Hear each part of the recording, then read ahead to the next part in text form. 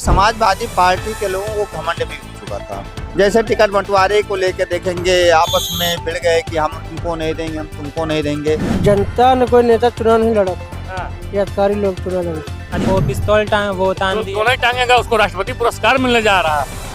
बिल्कुल पुलिस वाले को राष्ट्रपति पुरस्कार मिलेगा यार। तो उन्होंने ठीक किया, उन्होंने बहुत अच्छा किया। अखिलेश यादव चाटुकारों से लदे पड़े हुए हैं। आपको पता ही है, सबको पता है, जनता को पता है। पिस्टल दिखाई दे रहा है, वोट रोकना दिखाई दे रहा है, तो फिर बताना क्या।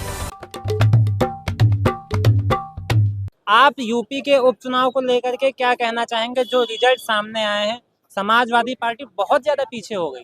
देखिए, पहले भी हमने कहा था कि जो उपचुनाव होते हैं वो सत्ता पक्ष का होता है। सत्ता पक्ष में जनता भी सोचती है कि अगर हम विपक्ष को जिता भी देते हैं तो वो यही रोना रोएगा कि हम तो सत्ता में नहीं है, तो विकास कैसे करें। ऐसी परिस्थिति में जो सत्ता पक्ष होता है, जनता उसी को वोट देती है और ताकि जो है कुछ विकास हो सके। तो ये जनता का निर्णय अच्छा निर्णय होता है, कोई ऐसा बुरा नहीं है उसमें। दूसरी शासन बात मैं कहना चाहूंगा कि समाजवादी पार्टी के लोगों को घमंड भी हो चुका था। जैसे टिकट बंटवारे को लेकर देखेंगे, आपस में भिड़ गए कि हम तुमको नहीं देंगे, हम तुमको नहीं देंगे। और चूंकि 36-37 सीटें हैं जो इनको ऑलरेडी उसमें मिल गई थी, लोकसभा के चुनाव मिल गई थी, तो जो ग्रामीण क्षेत्रों में वोट पड़ा, भाई अखिलेश यादव का कोई विजन तो नहीं था, कोई इनका श्वेत पत्र तो था नहीं कि हम ये करेंगे वो करेंगे। तो श्वेत पत्र तो कांग्रेस का था, तो कांग्रेस के पंजे के नाम पर इनको वोट मिला, जिसको ये समझ नहीं पाए और इनके अपने लोग इनको गुमराह करते रहे। अखिलेश यादव चाटुकारों से लदे पड़े हुए हैं, वो जनता से कनेक्ट नहीं होना चाहते हैं। हम कह रहे हैं 6-7 महीना इलेक्शन के हो गए हैं उसके लोकसभा के, लेकिन अखिलेश यादव ने बिना चुनाव प्रचार के किसी क्षेत्र में जा करके किसी ग्रामीण से ये फीडबैक लेने की कोशिश की कि हमारा सांसद, हमारा विधायक 2.5 साल से ज्यादा हो गया है, हमारे विधायक कोई काम कर रहे हैं कि नहीं कर रहे हैं, क्षेत्र में आ रहे हैं कि नहीं आ रहे हैं। मैं यही पार्टी कार्यालय पर देखता हूं कि उनका एक बना हुआ है कि जो लोग आएंगे वो 50-51 लोगों से मिलते हैं जब रहते हैं यहाँ पर, तो उसमें 50-51 लोग वो होते हैं जो वर्तमान में उनके जिलाध्यक्ष होंगे, विधायक होंगे, एमपी होंगे या पूर्व होंगे, पीछे वाले होंगे।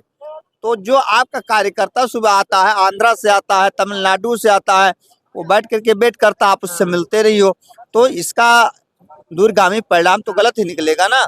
मैं खुद कई बार वहां गया मिलने के लिए। मैं जानना चाहता हूँ, हर पार्टी पर जानना चाहता हूँ, हर नेता से मिलना चाहता हूँ कि आखिर ये लोग करते क्या हैं, जनता के तो काम करते हैं कि नहीं करते हैं।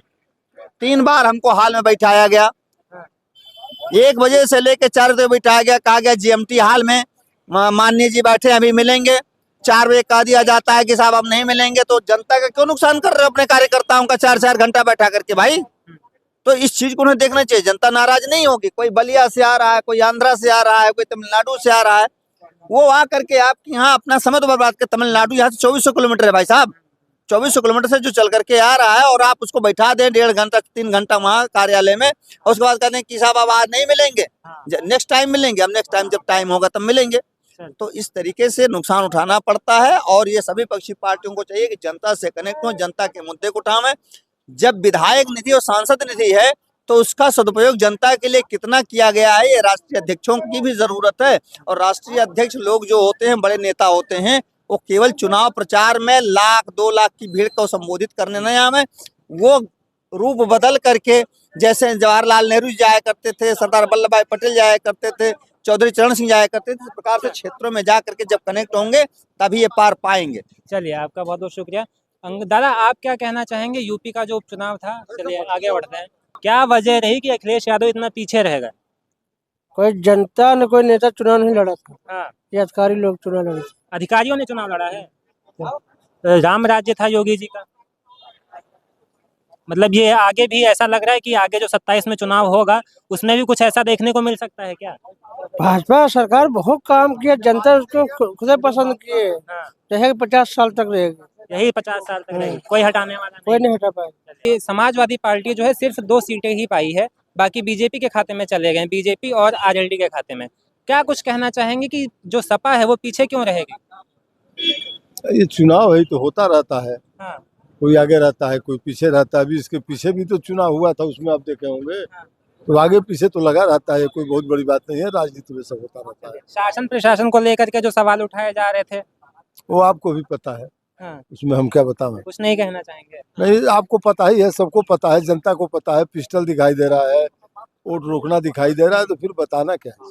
चलिए, आप भैया कुछ कहना चाहेंगे यूपी के उपचुनाव के ऊपर? कहेंगे इस विजय के लिए हाँ, 7 विधानसभा के मतदाताओं का बहुत बहुत धन्यवाद और आभार, हाँ। जिन्होंने अपने सुरक्षा के लिए, अपने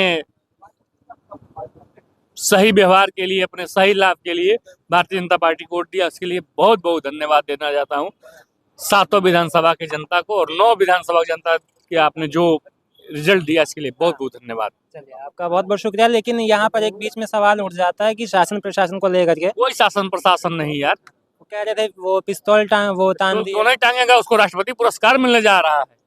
पुलिस बिल्कुल, वाले को, पुलिस वाले को राष्ट्रपति पुरस्कार मिलेगा यार। तो उन्होंने ठीक किया। उन्होंने बहुत अच्छा किया। लेकिन वहाँ पर आईडी भी पुलिस वाले ही चेक कर रहे थे, जो कि उनकी इजाजत नहीं होती है कि आपके पुलिस पास वालों का कोई काम। प्रूफ है? हाँ, वो तो कहाँ पूरे सोशल मीडिया पर सारे नहीं, वीडियो सोशल में आपके पास कोई है तो दिखाइए। आप अभी देख ये लीजिए। आए हैं सब। चलिए, और चलिए, ये सारी जनता पार्टी, हाँ, भारतीय जनता पार्टी विकास हाँ। के नाम पे चुनाव जीती है और जनता का हार्दिक बधाई और धन्यवाद दिल से। बाबा का बुलडोजर काम आया। बिल्कुल काम आएगा, कटेगो तो बटेगो, कटेंगे तो बटेंगे। कटेंगे तो बटेंगे। वो भी नारा बहुत शानदार रहा।